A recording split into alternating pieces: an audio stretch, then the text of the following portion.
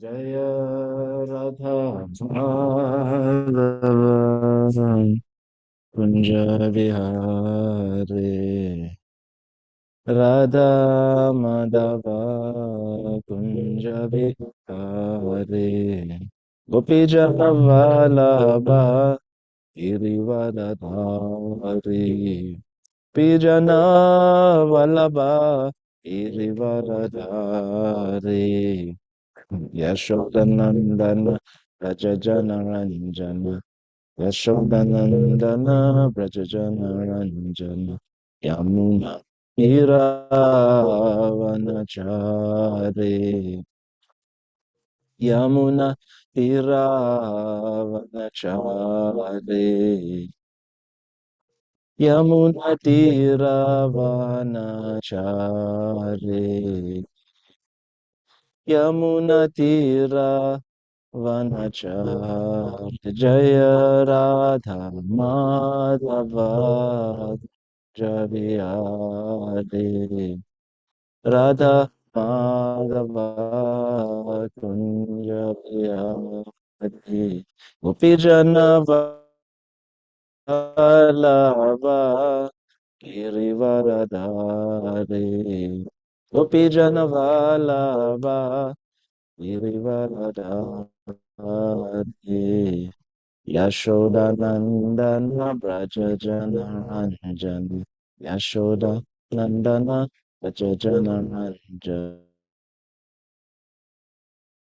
Nandana Brajajanaranjana Yamunatiravanachari Yamunatiravanachari Yamunatiravanachari Yamunatiravanachari Jaya Radha Damodara Shri Radhe Radha Damodara Shri Radhe Prabhupada Prabhupada Jaya Prabhupada Prabhupada Prabhupada Jaya Prabhupada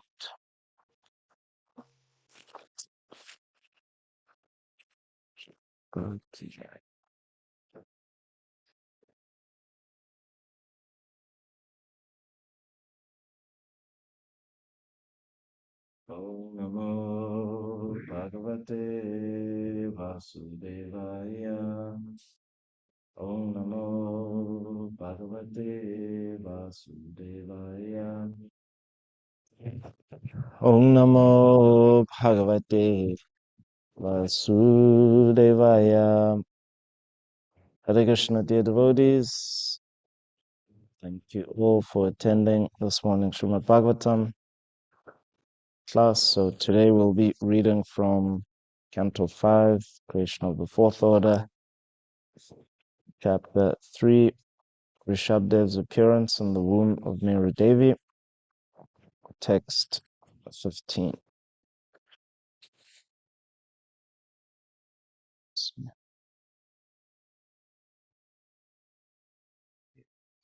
So that's 5, 3, 15.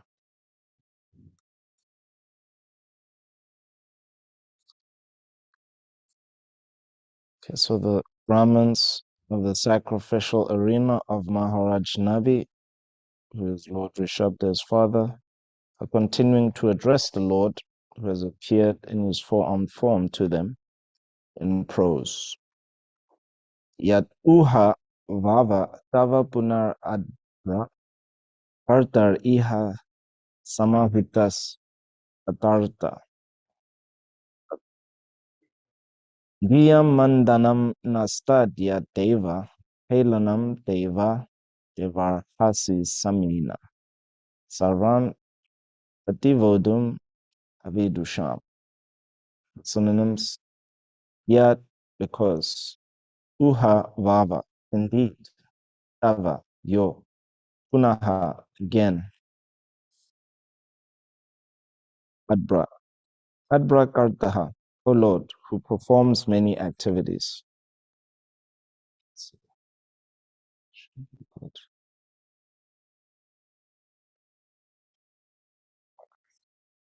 Iha, here, in this arena of sacrifice.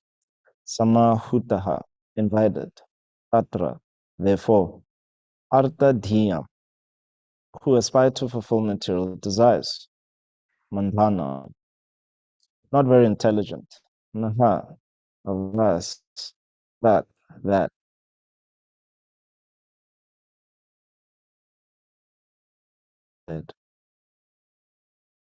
Deva Deva, Lord of Lords. Arhasi, please. Samyena, because of your equipoised position. Sarvan, everything. Prativodhum, tolerate. Vidusham, of us who are all ignorant. Translation. O Lord, you perform many wonderful activities. Our only aim was to acquire a son by performing this great sacrifice. Therefore, our intelligence is not very sharp. We are not experienced in ascertaining life's goal. By inviting you to this you have certainly committed a great offense at your Lord's feet. Therefore, O Lord of Lords, please excuse our offense because of your causeless mercy and equal mind. Purport. Srila Prabhupada. Srila Prabhupada ki jai.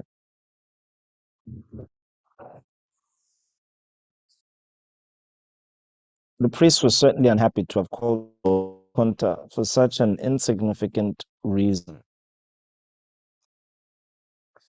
The pure devotee never wants to see the Lord unnecessarily. And the pure devotee does not want to see him whimsically for his own sense gratification. The pure devotee simply depends on the Lord's mercy, and when the Lord is pleased, he can see him face to face. The Lord is unseen even by demigods, like Lord Brahma and Lord Shiva. By calling on the Supreme Lord, the priests of Nabi Maharaj proved themselves unintelligent. Nonetheless, the Lord came out of his causeless mercy. All of them, therefore, wanted to be excused by the Lord. Worship of the Supreme Lord for material gain is not approved by authorities. As stated in Bhagavad Gita 7:16, Chaturvidha bhajante mam jana sukritinor artor jigyasur artarti gyanicha paratarshava. Quote, O best among the Bharatas, Arjuna, four kinds of pious men render assertive, and he was searching for knowledge of the Absolute. Unquote. Initiation into bhakti begins when one is in a distressed condition, or in want of money, or when one is inquisitive to understand the absolute truth. Nonetheless, people who approach the Supreme Lord in this way are not actually devotees. They are accepted as pious, supritinaha, due to their inquiring about the absolute truth, the Supreme Personality of Godhead. Not knowing the various activities and engagements of the Lord, such people unnecessarily disturb the Lord for material gain. However, the Lord is so kind that even though disturbed, he fulfills the desires of such beggars. Pure devotee is anyabhilashita shunya. He has no motive behind his worship. He is not conducted by the influence of Maya in the form of karma or jnana. Pure devotee is always prepared to execute the order of the Lord without personal consideration. The Vijaha, priests at the sacrifice, knew very well the distinction between karma and bhakti. And because they considered themselves under the influence of karma, fruit of activity, they begged the Lord's pardon. They knew that the Lord had been invited to come for some paltry reason. Translation. O Lord, you perform many wonderful activities. Your only aim was to acquire a son by performing this great sacrifice. Therefore, our intelligence is not very sharp. We are not experienced in ascertaining life's goal. By inviting you to this negligible sacrifice for some material motive, You have certainly committed a great offense at your lotus feet. Therefore, O Lord of Lords, please excuse our offense because of your causeless mercy and equal mind. Omagana Timaranda Syagananjana Shlakaya Chakshu Unmiltangina Tasmai Shri Gurave Namaha. Nama Om Vishnu Padaya Krishna Vishtavi Tele Shumati Bhaktivedanta Swami Niti Namini. Namaste Saraswati Devi Gauravani Pracharne Nivishesha Shrunavari Paschitya Deshatane. Jai Shri Krishna Chaitanya Prabhu Nityananda Shri Advaita Gadadhar Shivasari Gauravakta. Hare Krishna, Krishna Krishna, Hare Hare. Hare Rama, Rama Rama, Hare Hare. So here the brahmanas at the sacrificial arena of Maharaj Nabi, um, admitting that they've performed an offense knowingly at the lotus feet of the Lord. Now we can draw a contrast between these brahmanas and Maharaj Nabi and Maharaj Nabi's uncle, that is Dhruva Maharaj. So Dhruva Maharaj, so as you know, in terms of the lineage, is that Maharaj Agnidra, he was the cousin brother of Dhruva Maharaj, and so technically Dhruva Maharaj was the uncle of Maharaj Nabi. And so the contrast is that Dhruva Maharaj, at the age of 5, um, being offended by his stepmother, he went to the forest to acquire a greater kingdom than his great grandfather, Lord Brahma. And so he was just young. He was not very well educated in the distinction between karma and bhakti, unlike the brahmanas at the sacrifice. And so while Prabhupada is writing in the purport that actually approaching the Lord for material gain, um, it's lower. But because of ignorance, it's not actually taken to be an offense. But actually, when you know the distinction, such as these brahmanas, they admit that actually this is an offense. So there may be more learned devotees on the chat, but there's different categories of offenses. So I'm not sure if an offense while performing sacrifices is taken to be seva aparad. Um, but yes, so performing an offense knowingly, it's actually, Prabhupada would write about this as one of the greatest sins. So knowingly in the sense that you are expected, you have been educated in the subject matter thoroughly. And so you perform, but still you do it anyway. Um, so we know that this is also the seventh offense as well, enchanting of the holy names, commit sinful activities. And this is, something that it features in Anarta, in the stage of Anarta Navritti. Arjuna, he asks Krishna, what is one impelled as if by force to commit sinful activities?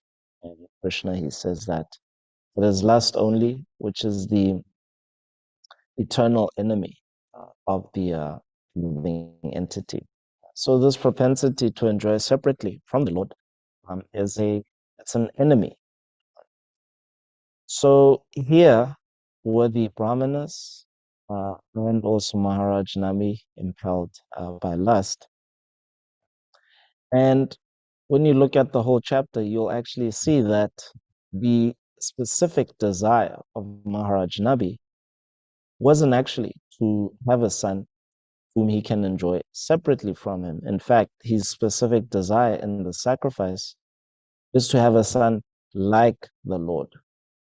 So the Lord's form features in that desire. And so the Lord will actually reply to the brahmanas that I cannot find anyone like myself. And so I will appear in the womb of uh, the wife of Meru Devi. sorry, in Meru Devi, the wife of Maharaj Nabi. So the Lord, His mercy is causeless. So they have committed an offense, and yet the Lord is actually appearing. So when one commits an offense, the analogy that's given is that Krishna, he walks barefoot all around Vrindavan, uh, singing his Yamuna Tiravanachari. He's wandering on the banks of the Yamuna. And so, as Yamuna Tiravanachari, he's wandering barefoot. And so, if you're walking barefoot and all of a sudden you step on a thorn, immediately you'll pull your foot back. So the effect of offenses, seva aparat, nama aparat, are like that. So the Lord's mercy actually gets withdrawn. But here, the Lord's mercy is actually coming forward. It's actually the Lord has come forward to present himself, his infallible, attractive, beautiful form, to the uh, to the uh, to the Brahmanas as well as to Maharaj Nabi. Uh, and so one would expect that yes, because an offense has been committed by these Brahmanas, that they have actually asked for the appearance of the Lord for immaterial reason, knowing well that they shouldn't do this. Um, but because of the specific desire, um, yes, but because the Lord's mercy is causeless, this is an example of causeless mercy. That in spite the condition of the heart, in spite the undeveloped consciousness of the worshipper, the Lord still appears.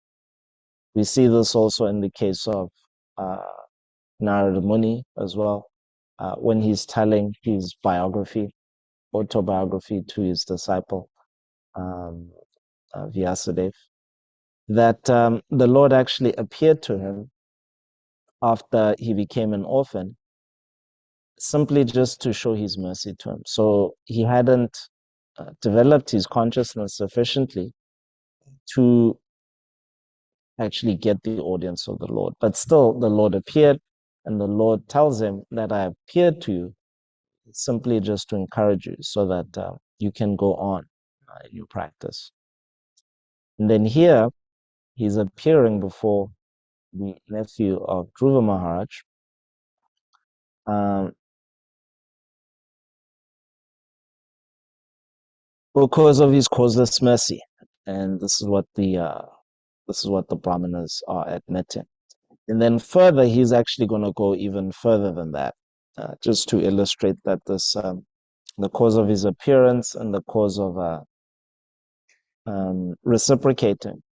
Actually, it's not even reciprocating. It's just the Lord wanting to do this. He's going to appear in the womb of Mary Devi.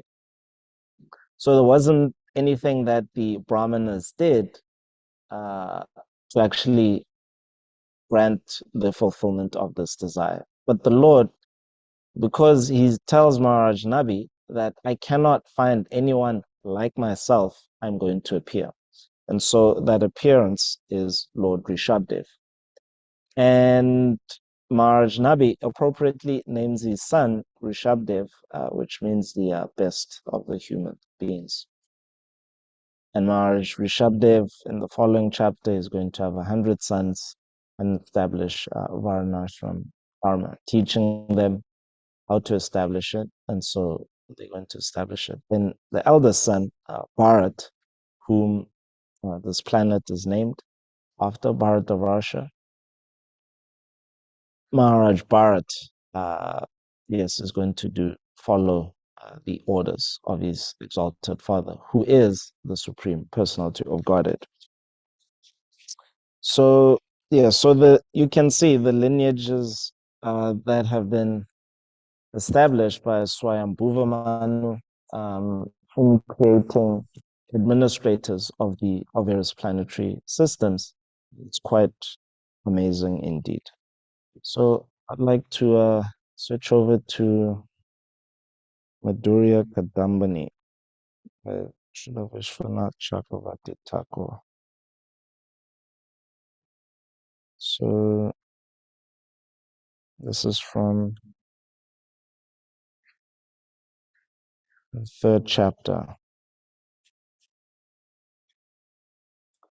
Okay, let's see.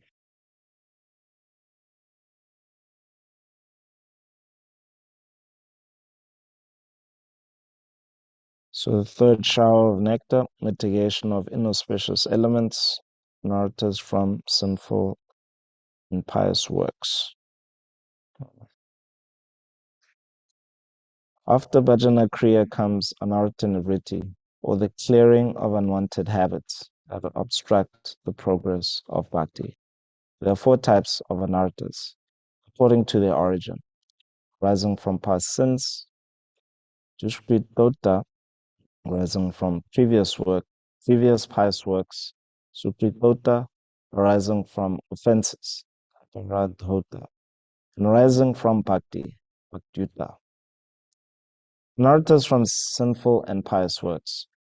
Anarthas arising from past sins fall in the category of five types of klesha mentioned before: ignorance, false ego, attachment, hatred, and fear of death.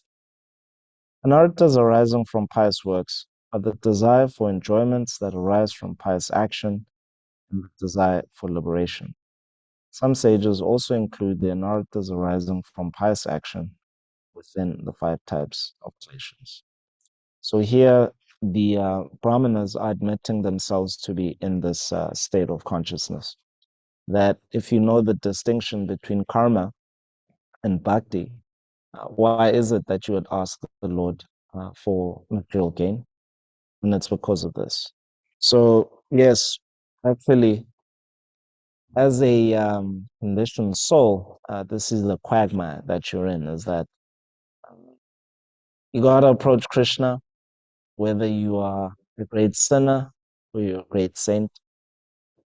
And then once you actually are in the presence of Krishna, then this your state of consciousness gets illuminated, just like the sun. If you're in the sun, then you actually know where you're at in terms of the development of your consciousness.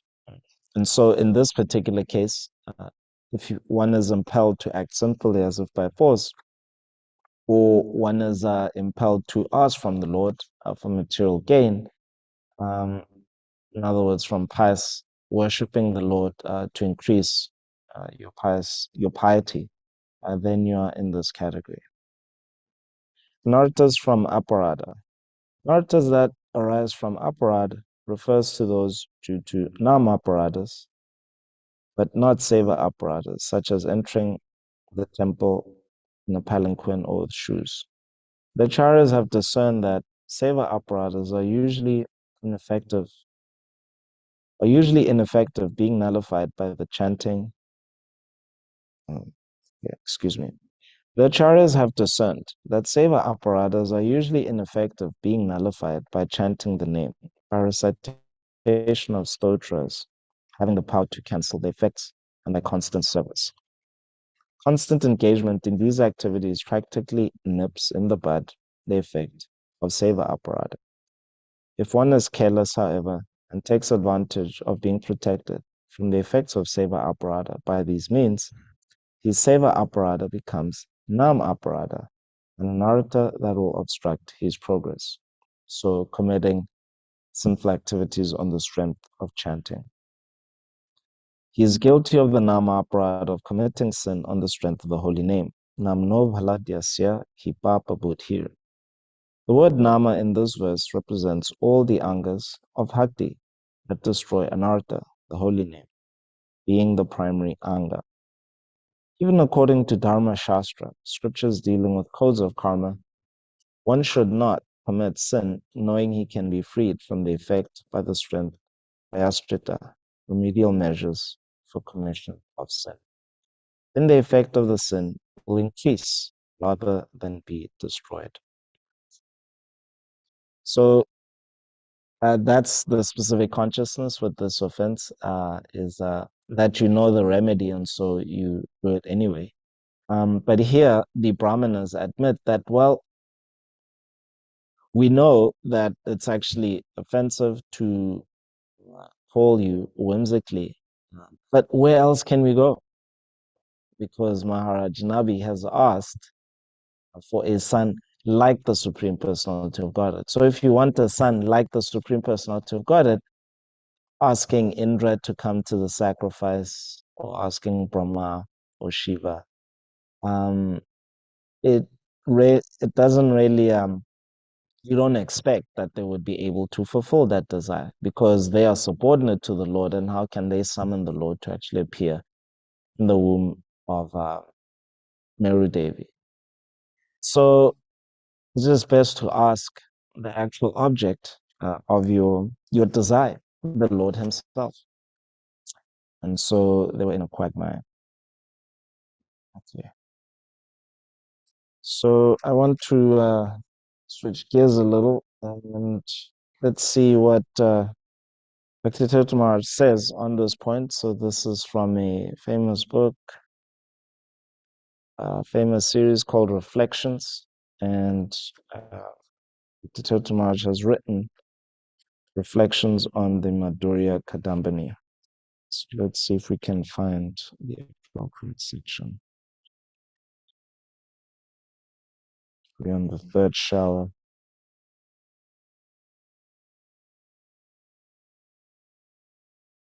81.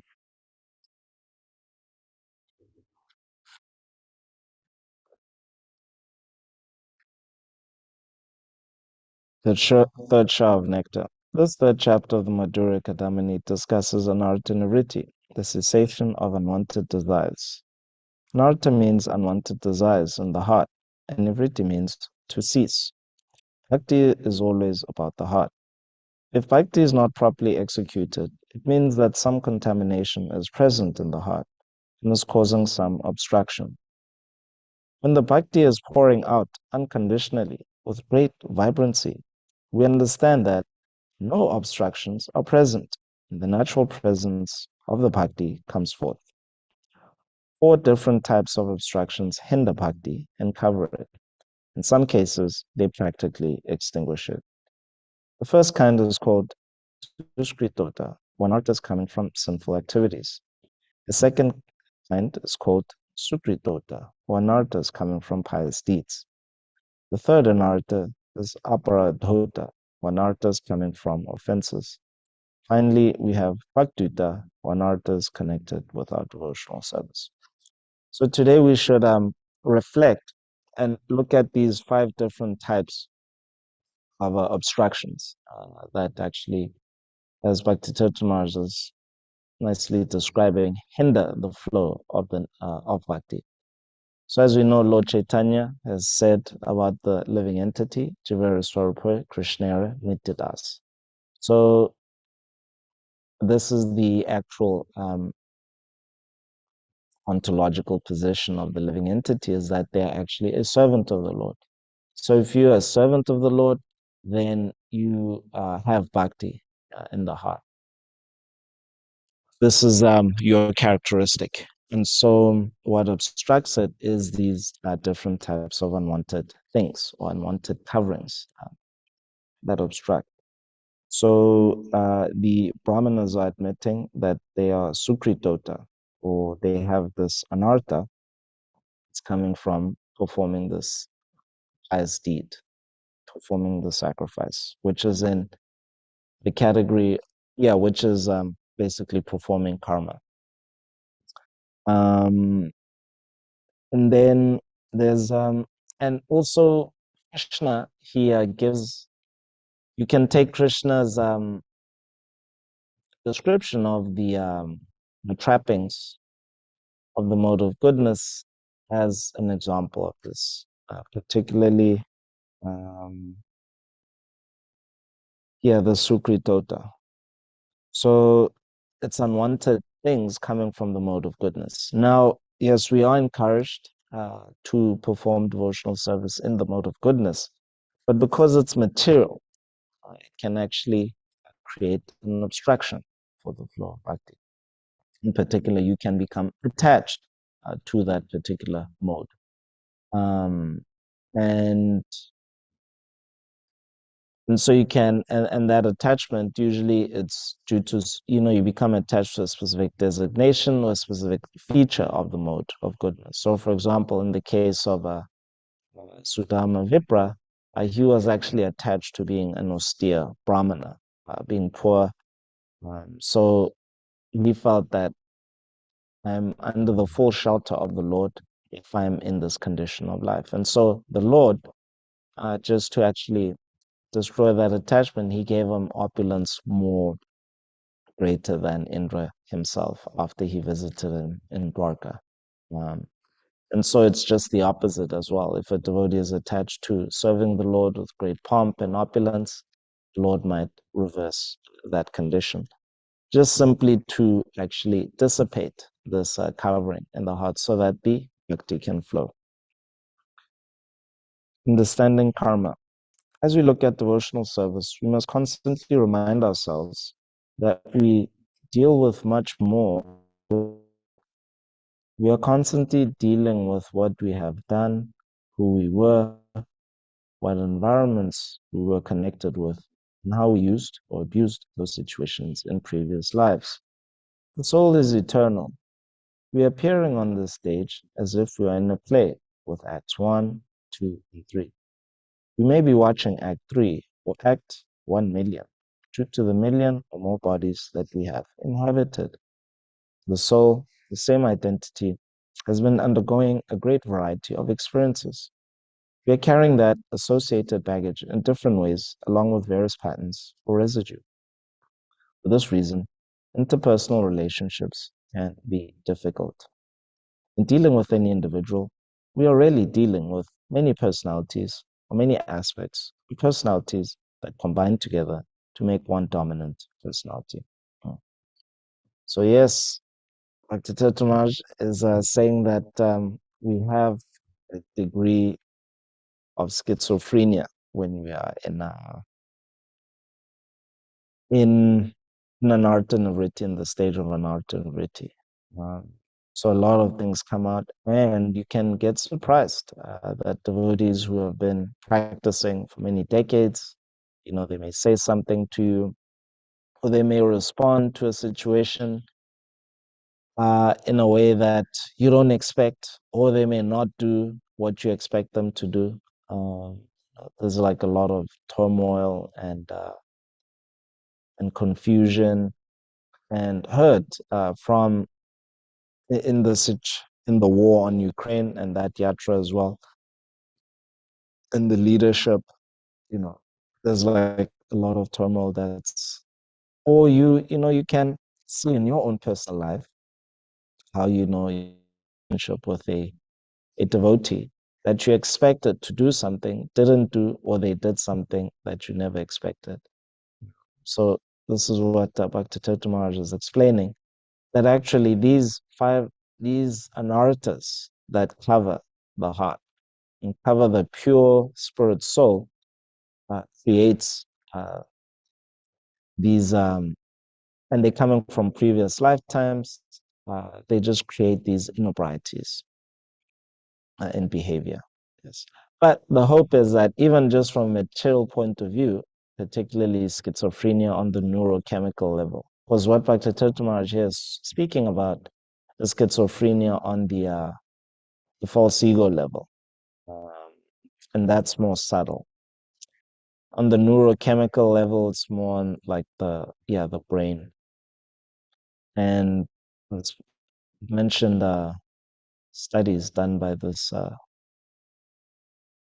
institute. It's called the Welsh Institute, and was founded by a student of one doctor by the name of Dr. Carl Pfeiffer in the 80s. And he managed to successfully integrate over 20,000 cases of 20,000 persons with schizophrenia back into mainstream society using his nutrient therapy protocol. In other words, he was modulating the neurotransmitters in the brain uh, that yeah, just using nutrients because he could recognize that there's a deficiency. One doesn't have a specific, they're undermethylated, so they need more carbon and oxygen, or they overmethylated. And so, based on this condition, he categorized different mental states based on that. Similarly, our great acharyas, such as Srila Vishwanath Chakravarti Thakur, has also categorized different anarthas. Anarthas, as we've been speaking about, anarthas arising from pious activities, sinful activities, even bhakti itself. Um, and so these categorizations should be known. And when you're familiar with them, then you can see, you can make sense of what is happening. And once you are able to make sense, then you can actually overcome it. And this is what Krishna tells Arjuna. He says, this eternal enemy of the living entity that is causing him or her to perform sin, being forced to perform sin, you slay this enemy through knowledge. And so knowing the intricacies of anartha nivritti, it actually helps to slay this. So today, as Tarka Prabhu has posted, um, is a very appear. It's an auspicious day. So I just want to read. It's an there's an appearance of quite a few personalities. So I just want to read something about them. Let's see. Here we go.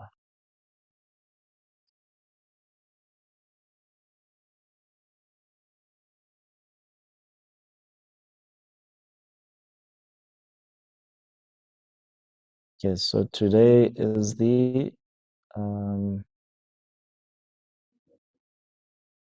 Sri Balaram Rasayatra. It is also Sri Krishna Vasanta Rasayatra. It is the appearance day of Sri Vangsi Vadana Thakura. And it's also the appearance day of Sri Shamananda Prabhu. So these are great personalities, yes, in our line. And so please read about them. Anyway, let's just see. 6. Okay. So Sri Balaram Rasayatra. Lord Balaram's springtime rasa dance with his cowherd girlfriends. This is what this is about. Krishna performs rasa leela of two varieties, one in the autumn season and one in the spring season, on Vaishakha Purnima. Balaram also performs rasa dance at this time. In order to keep the gopis in Vrindavan satisfied, Lord Balaram stayed there continually for 2 months, namely the months of Chaitra and Vaishakha. For those 2 months, he kept himself among the gopis, and he passed every night with them in the forest of Vrindavan, in order to satisfy the desire for conjugal love. Thus, Balaram also enjoyed the rasa dance with the gopis during these months. Okay. And Sri Krishna Vasanta Rasa. Lord Krishna's springtime rasa dance. The Purnima or full moon of Damodar month is the second full moon of the autumn season, and Rasa Leela is again celebrated. The second Rasa Yatra is celebrated more in Bengal. Let's see. Whereas the first one is celebrated more in Vrindavan.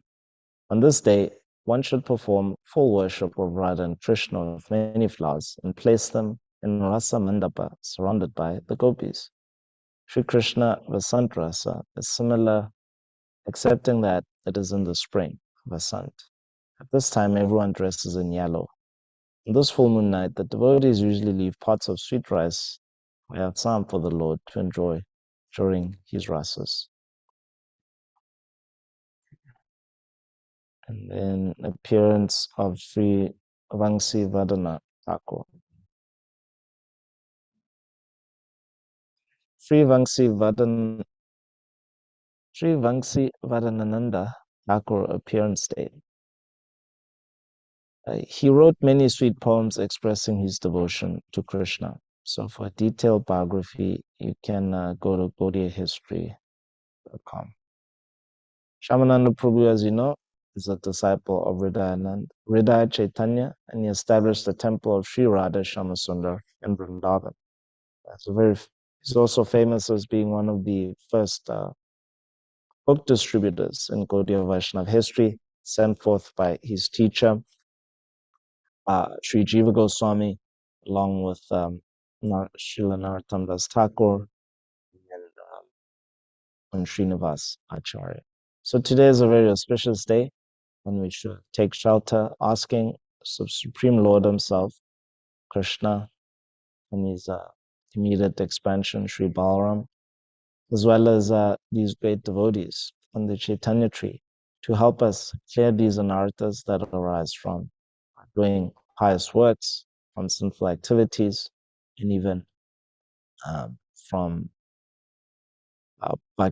bhakti itself as well, that arise from performing devotional service.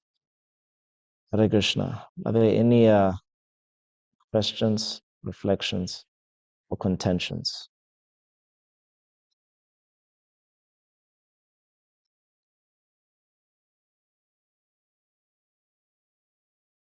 There's a question, is that Madhurya Kadambini? Yes, Prabhu, it is. And I also read from Bhakti Maharaj Volume 2 of his reflection series, speaking about, which is his commentary on Madhurya Kadambini. Yes, Kaylee. Okay, Hare Krishna. So Haribol. thank you for the classes. A lot of nice points. I got a little disconnected, but I did have some questions on something you were speaking about earlier. So you mentioned the Brahmana who was attached to being poor, and so then the Lord gave him opulence. And so I'm just curious, like, what if the Brahmana was attached to being poor because it helped him be more dependent or be closer, like feel closer to the Lord? I mean, what if yeah, I don't know, then it seems like opulence would not necessarily be desired if, yeah, so can you just speak on that? And then I have another question after that. So Okay.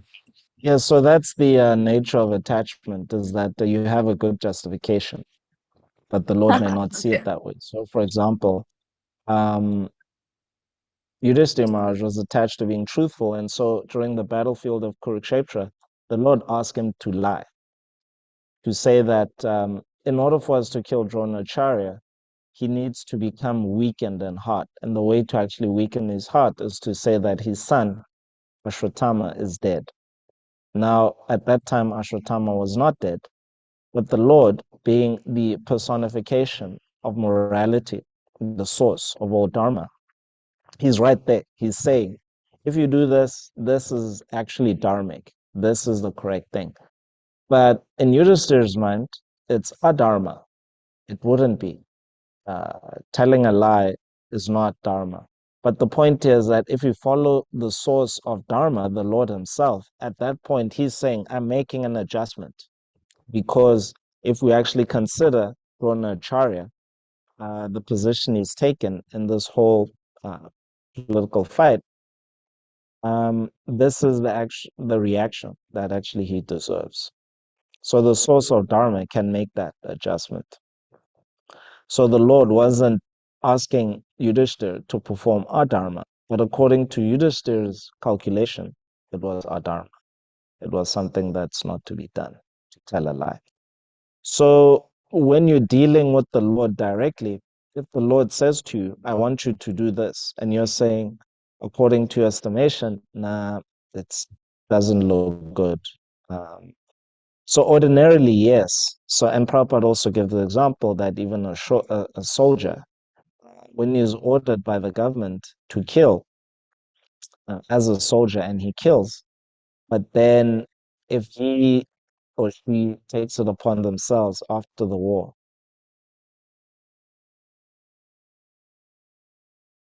to kill, then then actually he's liable to be a criminal.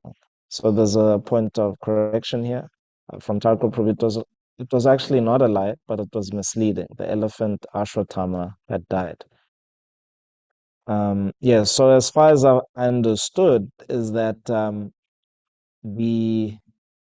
the objective of this to actually mislead was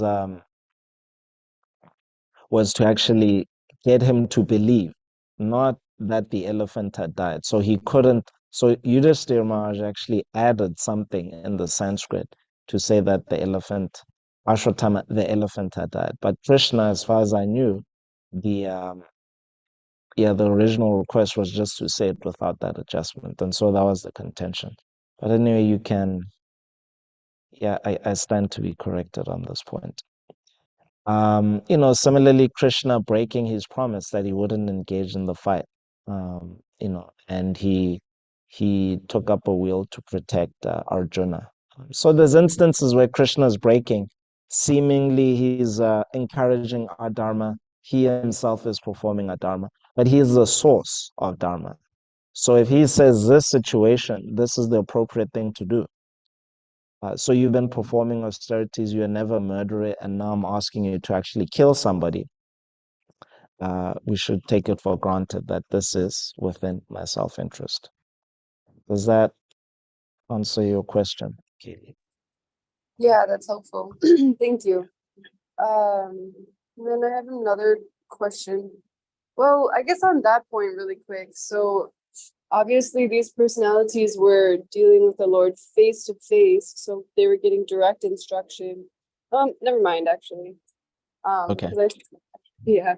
But so the other question was, so this, what we've been reading about is I cannot remember his name, who was desiring a son, and then, but it was seen as material, but you were saying that he was desiring a son that had qualities like the Lord. So I'm also understanding why this is considered material. If the desire is to bring in a personality with qualities like the Lord, it feels like that would be very beneficial for humanity, and it doesn't seem like it would necessarily be so material. Yeah, so when you perform a sacrifice for the purposes of a son, you are ensuring that the Wait, but son, not just a son, like bring in like a personality like the Lord. I mean, that feels like it's very different than just desiring a son. well, it's like if you're worshiping Radha Damodar and the Lord has appeared in his deity form, why can't you just be satisfied? Why do you need a child? Well, Just be maybe the satisfied with purpose, worshiping the Lord. if the purpose is to kind of bring in a personality like the Lord for the benefit of humanity, because having a personality like the Lord on the planet would be very good. But Not just for himself. if the Lord says in Bhagavad Gita, Paritranaya sadhunam vinasha chatuskritam, he appears, uh, Uh, on schedule. So he has a schedule when he appears. He's not denying that there's a need for his appearance, but he has a schedule. Now, if you want him to just appear outside of that schedule, this is what the Brahmanas are saying, is that we are wanting you to appear here for our purposes, not for your purpose. And so yeah. that's material. Okay. Does it Thank make you. sense? Yeah. Yeah, very much. All right. Okay. Any other contentions or questions?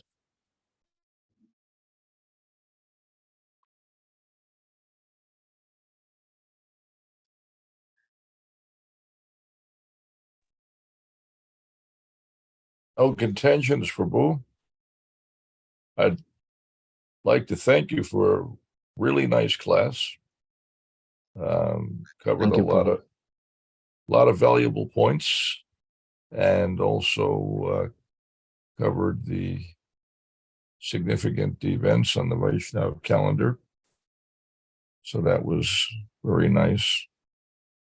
really have anything to add. Don't have any questions. I'm just appreciating that you did a nice job. It was a treat to hear from Madhurya Kandambini every day. There's writings from our various acharyas. They are chock full of nectar and fascinating facts and wonders of understanding. A,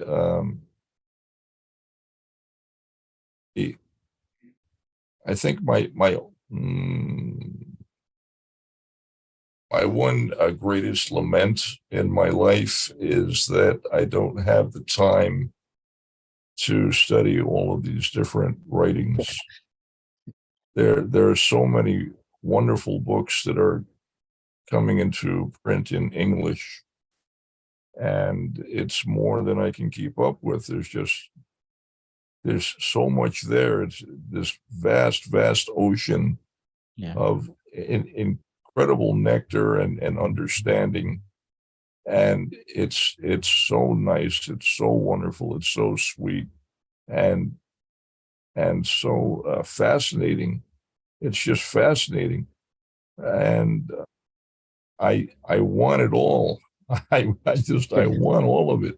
I want to suck it all in, but there's so little time. Yeah, Madhurya Kandambini, I think was, we had an early edition. It was translated by Kushakrata Prabhu, I believe. And I think Bhanu Swami now has an edition of Madhurya Kandambini print. You can get a Kindle version. Just very inexpensive and convenient. You can read it on your phone or your PC or whatever. Very nice. I recommend these things very highly. It's, I have spent most of my devotional life just trying to assimilate what Srila Prabhupada gave us in his books and lectures. And you can spend a lifetime doing just that. I've tried to focus on those things first, as that seems to make sense. And Srila Prabhupada recommended that.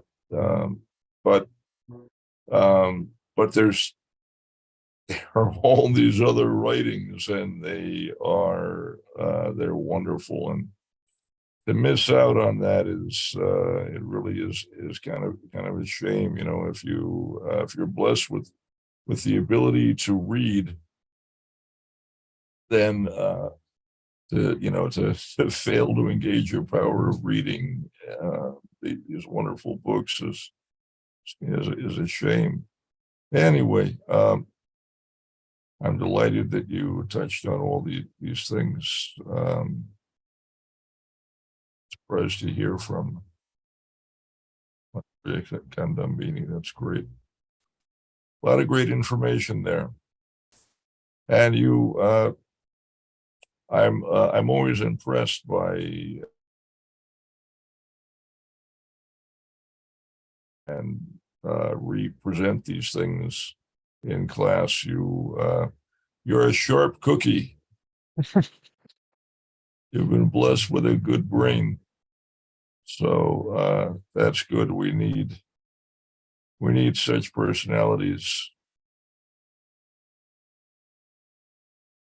That's you're very kind, Prabhu. Thank you so much for your appreciation. But as a Brahmana said in the verse, we are not sharp, and so I feel, I'm just like very blunt. Because I haven't been able to slay this lust, this insatiable enemy in my heart, using knowledge, as Krishna is saying. So yes, if you can just give me your blessings so that I can give up this my attachment, so that the bhakti can flow. These are narratas. I'm really happy, but one form of blessing you have given us is this full series of Chaitanya Bhagavat that you bought for everybody on um, Gopurnim. And Sahadev Prabhu was appreciating that at last night's Chaitanya Charitamrita class. So, yes, so you giving us this nectar, access to these wonderful writings in convenient forms such as Kindle. We really appreciate that.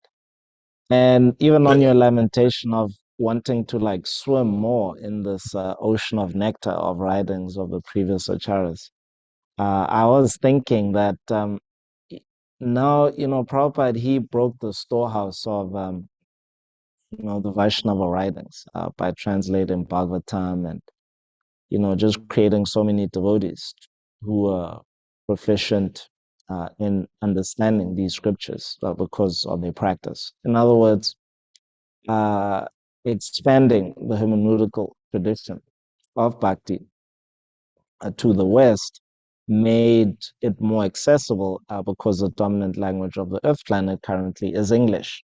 And so, as a result of the expansion of the hermeneutical tradition to the West, then actually, we've seen how technologies, particularly Google and with their technology of PageRank, which is really what Google search engines and modern day search engines are based on. Um, using this technology called PageRank, then you can make a vast body of information. Uh, you can search it. So I was thinking that devotees, and there's so many devotees who are proficient in this technology and IT. We can, yeah, just on the public internet, like create a DOM on the public internet so that you can actually search for this information without being disturbed by the crocodiles and sharks of these, yeah, which basically stoke these different anarthas. So just like, Nagari is a plot of land, 350 acres, and it's just a wonderful spiritual oasis. No meat eating, no intoxication, no gambling, protection of cows. So all Dharma, all legs of Dharma are standing. He has all four legs. So similarly, even on the public internet, I think the devotees, it would be a monumental task but just to make these writings like more accessible. So creating just a dedicated search engine where you can just like search these writings and you can get access to authorized information without encountering different crocodiles of Mayavad impersonalism. Like I remember it was, I think, yeah, Carlos Swarup Prabhu, he was giving an analysis of this chat GPT technology. Devotees are excited about it. You can search online for, different things and it can give you a quote unquote, a seemingly authoritative answer. But the problem is that how the technology works, it trains itself on impersonal information. And so you're likely to get a personal interpretation from. But if you have the same technology being trained on authorized writings, which actually are chased to the hermeneutical tradition just by creating a dam in the public internet, quote unquote, then that same technology can be used to give you more authoritative answers very quickly. And you can surf, swim, tunnel, and it would be nice in that. In any case, that concludes our Srimad Bhagavatam class. Thank you so much, devotees, for coming. Grantra Srimad Bhagavatam ki jai, Srila Prabhupada ki jai, Jai Go Pramanande, Haribol.